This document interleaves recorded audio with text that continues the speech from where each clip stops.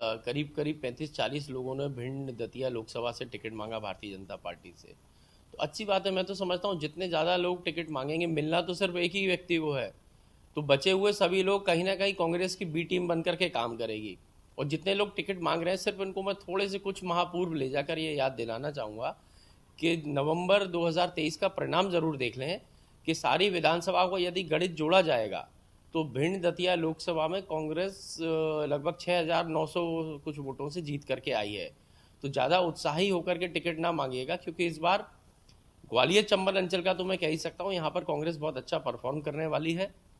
और जैसे नतीजे वो सोच रहे हैं बीजेपी के लोग, वैसे नतीजे उनके पक्ष में नहीं आएंगे। बीजेपी तो ये मान के चल रही है कि देश में कांग्रेस बचेगी ही नहीं, वो कहो 29 में से वो 35 भी जीत सकते हैं। लेकिन बीजेपी के मानने से कुछ नहीं होता, जनता क्या मान के चल रही है महत्वपूर्ण है। निश्चित ही मैं ये कहूँ कि 29 में से 29 कांग्रेस जीतेगी, ये कहना अतिशयोक्ति होगी, लेकिन हाँ ये ज़रूर कहा जा सकता है कि मध्य प्रदेश में हम लोग ज़्यादातर सीटों पर जीत करके आएंगे। पहली चीज़ तो मध्य प्रदेश में हर एक व्यक्ति के ऊपर हज़ारों रुपए का कर्जा माननीय मुख्यमंत्री जी सरकार लादने का काम कर रही है। लाडली लक्ष्मी लक्ष्मी बहना के संदर्भ में सिर्फ इतना कहना चाहूँगा कि वास्तविकता में अगर इनको अपनी बहनों की चिंता है, माताओं की चिंता है, तो हम लोगों ने कांग्रेस के द्वारा विधानसभा में यह प्रस्ताव रखा था कि क्यों ना इसका एक कानून बना लिया जाए कि सरकार कोई भी रहे, चाहे कांग्रेस की रहे, चाहे बीजेपी की रहे, या कोई भी सरकार रहे, मिली जुली सरकार, कभी किसी की भी सरकार आए, लेकिन बहनों का प्रति माह एक वो सुरक्षित हो जाए कि उनको हर माह एक पैसा उनको सुरक्षित रूप से खाते में मिलेगा। इस पर सरकार बचती दिखाई दी और वो निरुत्तर रही। तो इसलिए मेरे को संदेह होता है कि लाडली बहनों के साथ छलावा किया है। सिर्फ ये चुनावी योजना है, चुनाव तक कुछ पैसा दो, बहनों के साथ छलावा करो और उसके बाद बहनों को भूल जाएं।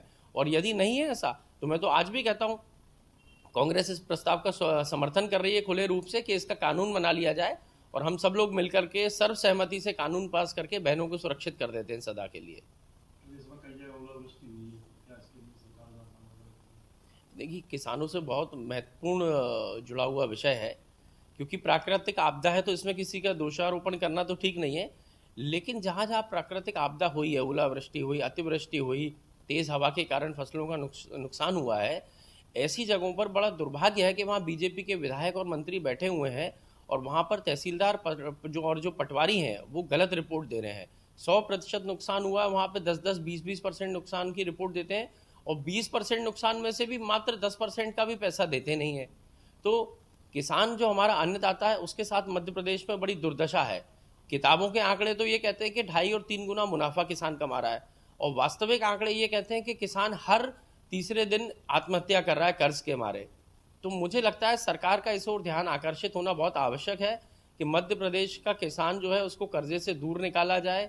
किसानों के जो नुकसान हो रहा है फसल का, उसको 100% नुकसान घोषित करके उनको उसका मुआवजा मिलना चाहिए। और इसमें मैं समझता हूँ सरकार को बिना किसी राजनीतिक चश्मे से देखते हुए किसानों के साथ खड़ा होना चाहिए दुख के वक्त में।